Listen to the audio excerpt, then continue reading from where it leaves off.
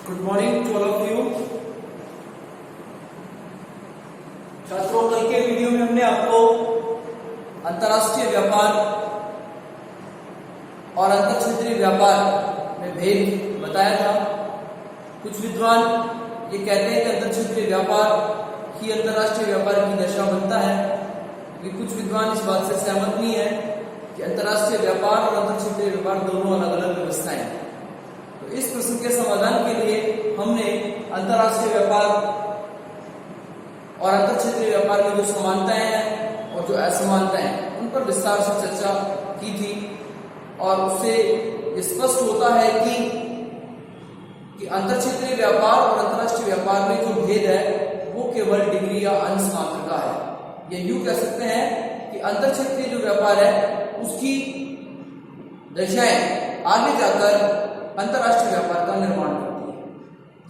आज के वीडियो में हमारी जो विषय वस्तु है वो ये है कि अंतरराष्ट्रीय व्यापार जो वर्तमान समय की आवश्यकता बन गया है उसके लाभ क्या है, अंतरराष्ट्रीय व्यापार करने से हमें क्या फायदे हो सकते हैं। तो आज हम चर्चा करेंगे अंतरराष्ट्रीय व्यापार के लाभ। तो छात्रों, यहां अंतरराष्ट्रीय व्यापार से दो प्रकार के लाभ मिलते हैं, जिसमें पहले प्रकार के जो लाभ है वो है आर्थिक लाभ। अंतरराष्ट्रीय व्यापार को करने से आर्थिक लाभ दोनों से मिलते हैं। पहले प्रकार के लाभ है आर्थिक लाभ, और दूसरे प्रकार के जो लाभ है वो है गैर आर्थिक लाभ। गैर आर्थिक लाभ जिन लाभों का आर्थिक क्रियाओं से संबंध है वे आर्थिक लाभ की श्रेणी में आएंगे, और जिन लाभों का आर्थिक क्रियाओं से संबंध नहीं है, सामाजिक सांस्कृतिक क्रियाओं से संबंध है, वो गैर आर्थिक लाभों में आएंगे। तो अंतरराष्ट्रीय व्यापार लाभ के दृष्टिकोण से बहुत महत्वपूर्ण है। अगर हम बिंदुवार हम बात करेंगे, सबसे पहले हम बात कर रहे हैं अंतरराष्ट्रीय व्यापार के लाभ में। नंबर 1 है श्रम विभाजन और विशिष्टीकरण के लाभ। श्रम विभाजन व विशिष्टीकरण के लाभ। विशिष्टीकरण के लाभ। देखिए छात्रों, इससे पहले वाली कक्षा में भी आपको मैंने बताया था श्रम विभाजन क्या होता है, विशिष्टीकरण क्या होता है। श्रम विभाजन का मतलब होता है कि किसी काम को करने का अलग अलग करने का तरीका। कुछ श्रम इस प्रकार का होता है कि उस काम को बहुत अच्छे तरीके से कम समय में कम लागत में करता है। कुछ श्रम ऐसा होता है कि उसी काम को करने में बहुत अधिक समय और बहुत अधिक लागत लेता है। तो इन सारी व्यवस्थाओं का जो भार है वो उपभोक्ता पर पड़ता है। इसलिए हमें अंतरराष्ट्रीय व्यापार से क्यों ना श्रम विभाजन के लाभ को प्राप्त करना चाहिए। प्रत्येक काम को करने में एक उत्पादक या एक व्यक्ति कंप्लीट नहीं होता है, संपूर्ण नहीं होता है। अलग अलग स्तरों पर काम को जब किया जाता है तो अलग अलग विशिष्टता के आधार पर जब उत्पादन के साथ उसको काम करते हैं तो निश्चित तौर पर लागत संबंधी अंतर आता है, और उन लागत के अंतरों का लाभ हमें मिलना चाहिए। तो अंतरराष्ट्रीय व्यापार हमें श्रम विभाजन और विशिष्टीकरण की प्रक्रिया का लाभ देता है। फॉर एग्जाम्पल, कुछ वस्तुएं ऐसी हो सकती है जो अमेरिका में कम लागत और कम समय के साथ उत्पादित की जाए। कुछ वस्तुएं ऐसी होती है जो भारत में कम लागत और कम समय के साथ उत्पादित की जा सके, जिसमें हम बात कर सकते हैं यहाँ पर कि जैसे अमेरिका पूंजीवादी देश है। अमेरिका पूंजीवादी देश है और यहां पूंजी ज्ञान तकनीक का प्रयोग किया जाता है, जबकि भारत एक लोकतांत्रिक या मिश्रित इकोनॉमी है और उसमें भारत में यहां श्रम गहन तकनीक का प्रयोग किया जाता है। श्रम गहन तकनीक का प्रयोग किया जाता है। पूंजीवादी तकनीक में पूंजी की प्रधानता होती है और श्रम गहन तकनीक में श्रम की प्रधानता होती है, क्योंकि हमारी श्रम शक्ति ज्यादा है, इस कारण हम सभी उत्पादन कार्यों में श्रम गहन तकनीक का प्रयोग करते हैं। अब जब सभी कार्यों में श्रम गहन तकनीक का प्रयोग किया जाएगा तो निश्चित तौर पर उस उत्पाद की लागत बढ़ जाएगी, क्योंकि मशीनों द्वारा किया गया काम कम लागत पर सस्ते दाम पर उत्पादित होता है। तो इसका अंतर हमें मिलना चाहिए। तो अंतरराष्ट्रीय व्यापार ये अवसर हमें प्रदान करता है, जिससे हमें श्रम विभाजन मिलता है और विशिष्टीकरण मिलता है। कुछ वस्तुएं भौगोलिक परिस्थितियां हो सकती है, राजनीतिक परिस्थितियां हो सकती है, या तकनीकी परिस्थितियां हो सकती है, जिसके कारण हमारी इकोनॉमी में वस्तुएं जापान, चाइना, अमेरिका ऐसे देशों में उत्पादित होती हैं। यदि अंतरराष्ट्रीय व्यापार नहीं होता तो हमें उन वस्तुओं के उपभोग का अवसर प्राप्त नहीं होता। इसी प्रकार कुछ वस्तुएं हमारे देश में भी उत्पादित की जाती है और यदि अंतरराष्ट्रीय व्यापार नहीं होता तो हो सकता है इन वस्तुओं के उपभोग का अवसर उन देशों को प्राप्त नहीं होता। तो अंतरराष्ट्रीय व्यापार यह स्पष्ट करता है कि श्रम विभाजन और विशिष्टीकरण के लाभ अंतरराष्ट्रीय व्यापार में हमें मिलते हैं। इसके अलावा यदि हम बात करें आगे जाकर प्राकृतिक साधनों का पूर्ण उपयोग, दूसरा हमारा जो लाभ है यहाँ पर प्राकृतिक साधनों का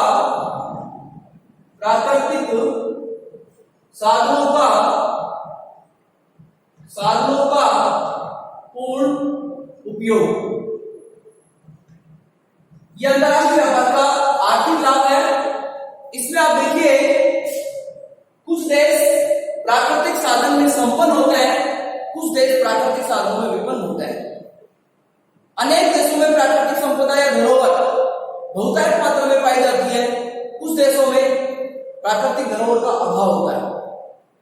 अब यदि हम ये बात करें कि जैसे जो प्राकृतिक साधनों की दृष्टि से संपन्न देश है और यदि उनके पास तकनीक नहीं है, कुशलता नहीं है, काम करने की समझ नहीं है, ज्ञान नहीं है, कौशल नहीं है, तो उस प्राकृतिक संपदा का प्रयोग नहीं हो सकता।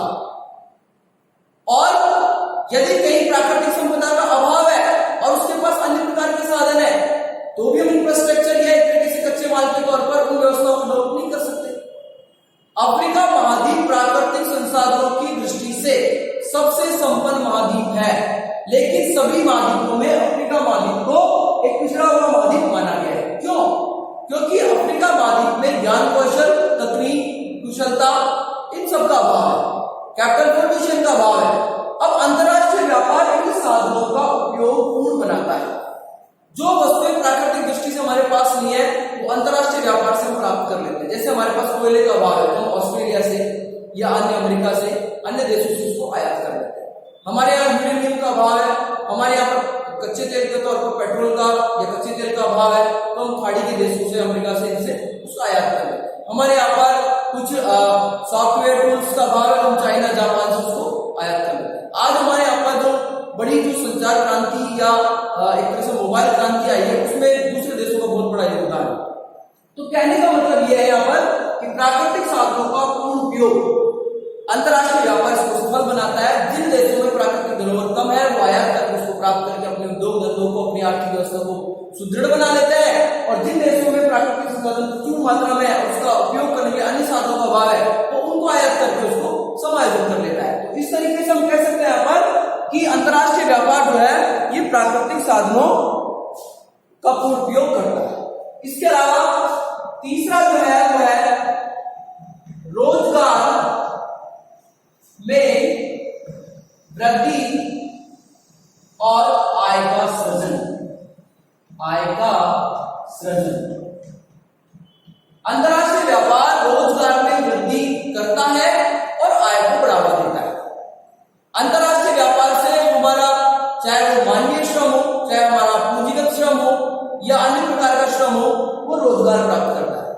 हमारे बड़े बड़े आईआईटीज की हम बात करें, हमारे डॉक्टर्स की बात करें, हमारे वैज्ञानिकों की बात करें, हमारी बड़ी बड़ी जो एमएनसी कंपनी जो चल रही है दुनिया के अंदर, हम उनके संदर्भ में बात करें तो हमारा श्रम माइग्रेट होता है, प्रवास करता है। इसी प्रकार दूसरे देशों का जो श्रम है वो भी माइग्रेट करता है, क्योंकि ये वैश्विक इकोनॉमी है या ग्लोबल इकोनॉमी है, और इस ग्लोबल इकोनॉमी में श्रम का आना जाना या उसकी गतिशीलता को स्वीकार कर लिया है। आज आसानी से श्रम पलायन कर जाता है।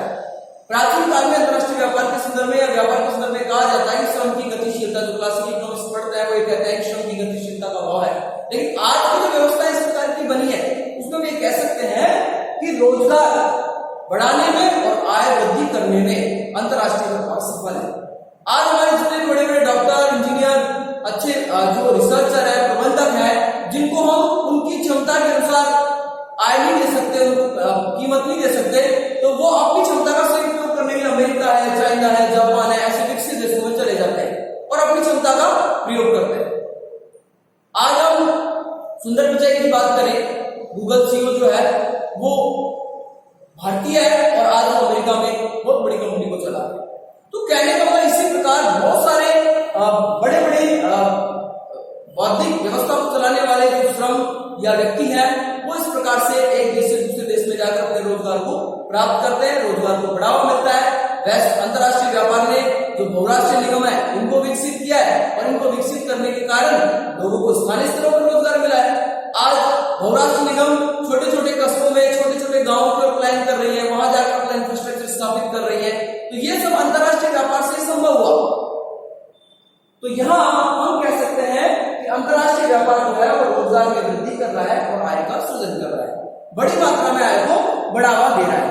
इसके साथ साथ हम ये भी कह सकते हैं यहाँ पर उपभोक्ताओं को कम कीमत पर अनेक वस्तुएं प्राप्त होती हैं। अंतरराष्ट्रीय व्यापार जो है ये उपभोक्ताओं को अनेक वस्तुएं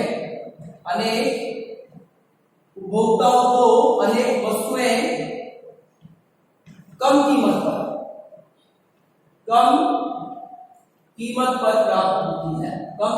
पर प्राप्त होती है। देखिए छात्रों, अंतरराष्ट्रीय व्यापार उपभोक्ताओं को वस्तु देता है या अंतरराष्ट्रीय व्यापार से उपभोक्ता वस्तुओं को प्राप्त करते हैं। यही तक ठीक नहीं है, हम ये भी कह सकते हैं कि अंतरराष्ट्रीय व्यापार के कारण ही उपभोक्ता को वस्तु तो प्राप्त होती है, साथ में कम कीमत पर भी वस्तुएं प्राप्त होती है। क्योंकि पहले बिंदु में आपको यही बताया गया था कि अंतरराष्ट्रीय व्यापार में श्रम विभाजन और विश्वचीकरण के लाभ है कि जिस वस्तु को एक अच्छे तरीके से कम लागत और कम समय में जहां जिस देश में उत्पादित किया जाएगा उसका संपूर्ण साधन उस वस्तु के उत्पादन में लगना चाहिए और उसके बाद उसको आयात निर्यात करके हमें अंतरराष्ट्रीय स्तर पर लाभ उठाने चाहिए। तो यहाँ ये सारे लाभ इसमें दिखाई देते हैं इस बिंदु में कि उपभोक्ताओं को अनेक वस्तुएं कम कीमत पर प्राप्त होती हैं। जो वस्तुएं हम हमारे संसाधनों से, हमारे श्रम, हमारे कौशल, हमारी लागत से हम हमारे वातावरण में उत्पादित नहीं कर सकते, वे वस्तुएं हमें दूसरी इकोनॉमी में कम लागत पर प्राप्त हो जाती है और हमारा उपभोक्ता उन वस्तुओं को प्राप्त करके अपनी संतुष्टि को, अपनी उपयोगिता को बढ़ाकर अच्छा फील करता है। आज विभिन्न प्रकार के बाजार में जो विकल्प आपको दिखाई दे रहे हैं, एक वस्तु के 10 प्रकार या 10 गुणवत्ताएं, 10 प्रकार की किस्में आपको दिखाई दे रही है, ये सब जो कारण निकल कर आ रहा है ये अंतरराष्ट्रीय व्यापार के कारण निकल कर आ रहा है। आज उपभोक्ता 10 प्रकार की पसंद को देखता है बाजार के अंदर कि मुझे ये वस्तु लेनी है, इसमें ये फायदा है, इसमें ये अच्छाई है, इसमें ये कमी है, वो सारी चीजों को देखता है। ये सारे विकल्प जो बाजार में आपको वस्तु सेवा के स्तर में मिल रहे हैं, ये किसके कारण मिल रहे हैं? अंतरराष्ट्रीय व्यापार के कारण मिल रहे हैं। तो हम यहाँ कह सकते हैं कि अंतरराष्ट्रीय व्यापार उपभोक्ताओं को अनेक वस्तुएं कम कीमत पर क्या करता है? देता है या प्राप्त करता है।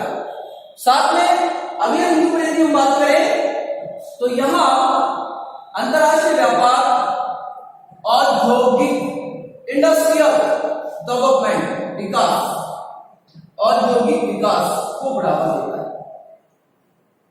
इंडस्ट्रियल डेवलपमेंट की जो हम बात कर रहे हैं, इसका सफल संचालन इंटरनेशनल ट्रेड है, क्योंकि औद्योगिक विकास के लिए तकनीक की जरूरत होती है, इंफ्रास्ट्रक्चर की जरूरत होती है, अच्छे कुशल उसको संभालने वाले प्रबंधकों की आवश्यकता होती है, अच्छे इंजीनियरों की आवश्यकता होती है या अच्छे टूल्स की आवश्यकता होती है, तब जाकर किसी भी देश का औद्योगिक विकास बढ़ सकता है। तो अंतरराष्ट्रीय व्यापार ने औद्योगिक विकास को बढ़ावा दिया है। आज हम किसी भी देश से किसी प्रकार की तकनीक को मंगवाकर हमारे यहाँ औद्योगिक संरचना को विकसित कर सकते हैं। आज दूसरे देशों से जो कच्चा माल आ रहा है, जैसे हम कच्चे तेल की बात करते हैं, सबसे ज्यादा कच्चे तेल जो है वो इकोनॉमी की रीढ़ है, लाइफ लाइन है, इसके बिना इकोनॉमी डूब जाएगा। अब हमारे देश में हमारी आवश्यकता के अनुसार कच्चा तेल उत्पादित नहीं होता है और यदि कच्चा तेल नहीं है तो औद्योगिक विकास संभव नहीं होगा। सारी मशीनें जितनी भी है वो सब ऊर्जा से चलती है, एनर्जी से चलती है। औद्योगिक विकास के लिए ये जरूरी है। तो ये जरूरी है तो कहां से प्राप्त हो रहा है? ये अंतरराष्ट्रीय बाजार से प्राप्त हो रहा है, अंतरराष्ट्रीय व्यापार से प्राप्त हो रहा है। तो हम एक दूसरे देशों के साथ इस प्रकार की वस्तुओं को आदान प्रदान कर लेते हैं, जिससे हमारा औद्योगिक विकास तेजी से बढ़ने लग जाता है। इसके साथ यदि हम अगले बिंदु की बात करें यहाँ पर कि अंतरराष्ट्रीय व्यापार जो है बाजार विस्तार को करता है, बाजार विस्तार भी देता है। कुछ विकसित देशों के साथ ये बड़ी समस्याएं हैं कि वो वस्तु सेवा को अपनी तकनीक से बना तो सकते हैं, लेकिन उस वस्तु सेवा को बेचने के लिए उनके पास उचित स्थान नहीं है, इतनी डिमांड उनके मार्केट में नहीं है कि वो वस्तु बनाई जाए और उसको उस तरीके से बेचा जाए। इसलिए हम ये कह सकते हैं कि जो हमारा घरेलू बाजार सीमित बाजार होता है, हमारी भौगोलिक सीमाएं हमारी घरेलू सीमाओं के अंतर्गत हम उसका अध्ययन करते हैं, उस बाजार को विस्तार प्राप्त करता है अंतर्राष्ट्रीय व्यापार। आज हमारे यहाँ पर कोई भी वस्तु हम बनाए और यदि उस वस्तु का दाम हमारे स्थानीय बाजार में हमको अच्छा नहीं मिले तो हम उसको अंतर्राष्ट्रीय बाजार में ज्यादा दाम पर अच्छे तरीके से बेचकर लाभ कमा सकते हैं। तो यहाँ इस बिंदु से स्पष्ट हो रहा है कि अंतर्राष्ट्रीय व्यापार ने बाजार का विस्तार कर दिया है, बाजार को वैश्विक बना दिया है। आज एक देश से दो देश, दो से तीन, तीन से चार, कितने ही देशों में वस्तु सेवाओं को बेचा जा सकता है, जिससे उत्पादक और उपभोक्ता दोनों को लाभ होता है। हमारी विशिष्टता के कारण उसे कम कीमत पर बनाएंगे, जिसके कारण उपभोक्ता को लाभ होगा और हमें हमारे यहाँ उसकी डिमांड नहीं होने के कारण उसकी अंतर्राष्ट्रीय डिमांड बन रही है तो हम उसको वहां बेचकर लाभ कमा सकते हैं। तो ये इकोनॉमी में जो बड़े बड़े परिवर्तन देखे जा रहे हैं, ये बड़े बड़े बदलाव जो आपके सामने आ रहे हैं तकनीक से संबंधित या अन्य किसी प्रकार से संबंधित, वो सब बाजार विस्तार के कारण हम देख पा रहे हैं। इसके अलावा यदि हम बात करें बड़े पैमाने की मितव्यताएं, ये भी अंतर्राष्ट्रीय बाजार का हिस्सा है। बड़े पैमाने की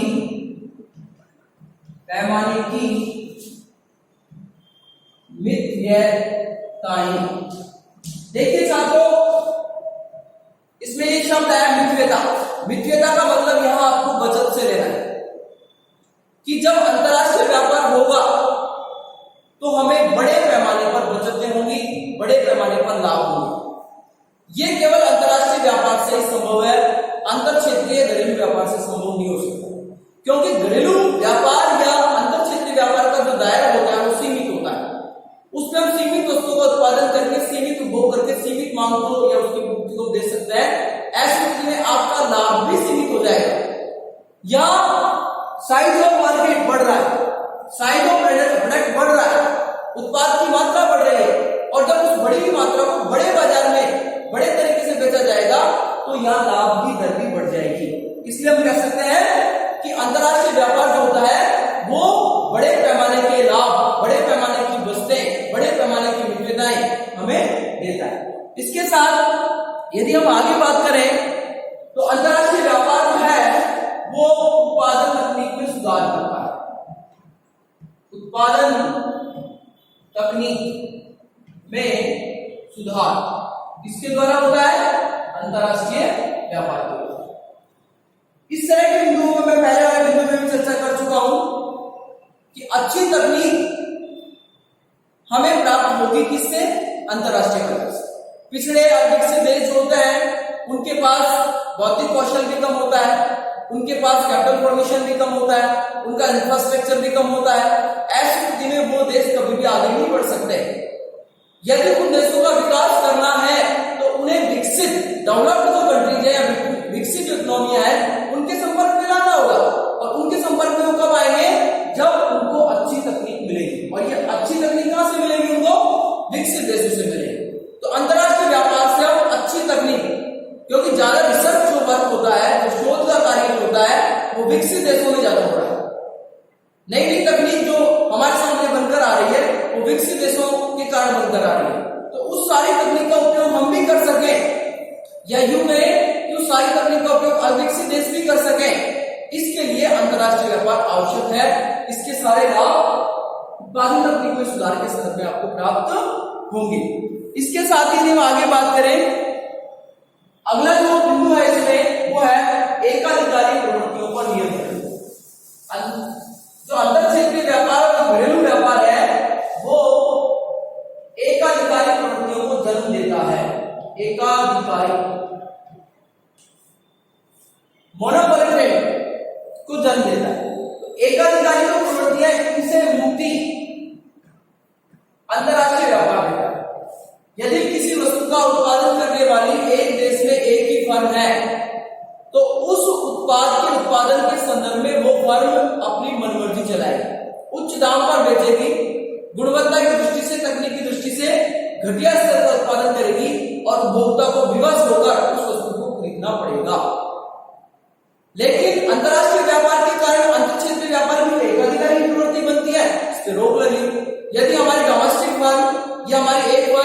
गलत प्रकार का उत्पादन करती है या उसको गलत तरीके से नियंत्रित कर लेती है, तो ऐसी स्थिति में उसको अंतरराष्ट्रीय फर्मों से प्रतियोगिता करनी पड़ेगी।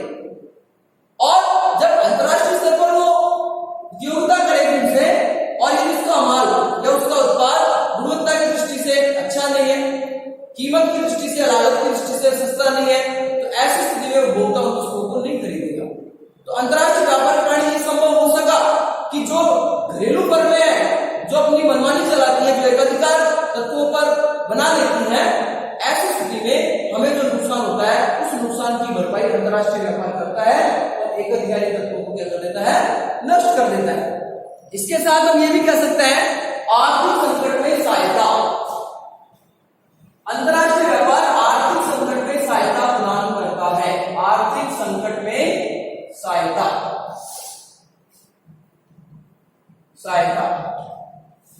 Economic crisis. यदि एक इकोनॉमी का दूसरी इकोनॉमी से संबंध नहीं होता है या किसी प्रकार का भी रिलेशन डेवलप नहीं कर रखा है, तो आपके सामने किसी प्रकार का संकट आए, कोई भी वैश्विक संस्था या कोई भी देश आपकी मदद नहीं करेगा। और जब अंतरराष्ट्रीय व्यापार दो इकोनॉमियों को जोड़ता है, वैश्विक संगठनों को आपस में जोड़ता है, जैसे अभी ये कोरोना वैश्विक महामारी है, अब इसमें वैश्विक संस्था WHO काम कर रहा है। भारत के पास इतना परफेक्ट तकनीक नहीं है, या यूं कह सकते हैं भारत के पास इस बीमारी से लड़ने के लिए इतना इंफॉर्मेशन नहीं है। तो अंतरराष्ट्रीय संस्थाएं हैं या जो दूसरे देश हैं वो हमारी मदद कर रहे हैं और हम इस समस्या से निपटारा पाए, छुटकारा पाए। तो कहने का मतलब यह है कि कोई भूकंप आ जाए या किसी प्रकार का इकोनॉमिक क्राइसिस हो जाए, जैसे कि 1993 में हमारा आर्थिक संकट बना, उस समय IMF इंटरनेशनल मनी फंड ने हमें आर्थिक सहायता दी और हम वापस से अपनी इकोनॉमी को बचा पाए। तो इस प्रकार का कोई संकट यदि इकोनॉमी के सामने आता है तो अंतरराष्ट्रीय व्यापार में अन्य देश एक दूसरे की मदद के लिए तैयार हो जाते हैं और इससे वो इकोनॉमी सुरक्षित रहती है, बच जाती है और आगे गति पकड़ती है। तो कहने का मतलब यह है अंतरराष्ट्रीय व्यापार में इस तरह के बहुत सारे लाभ हैं जिनका हम फायदा उठा सकते हैं, और भी अन्य छोटे मोटे लाभ हैं जिनकी हम चर्चा करते रहते हैं। विदेशी मुद्रा का अर्जन, ये भी हम बता सकते हैं यहाँ पर कि अंतरराष्ट्रीय व्यापार से विदेशी मुद्रा को अर्जित करेंगे और जितना अधिक विदेशी मुद्रा हमारे पास आएगा उतना ही हमारा विदेशी भंडार बढ़ेगा और हम विकसित देश की श्रेणी में जाएंगे। तो इस प्रकार के लाभों को आप पढ़कर अपना टॉपिक क्लियर कर सकते हैं। इन दिनों में जब आपको किसी प्रकार की समस्या आती है तो आप कमेंट बॉक्स में लिखें और लिखने के बाद आपकी समस्याओं का समाधान कर दिया जाएगा।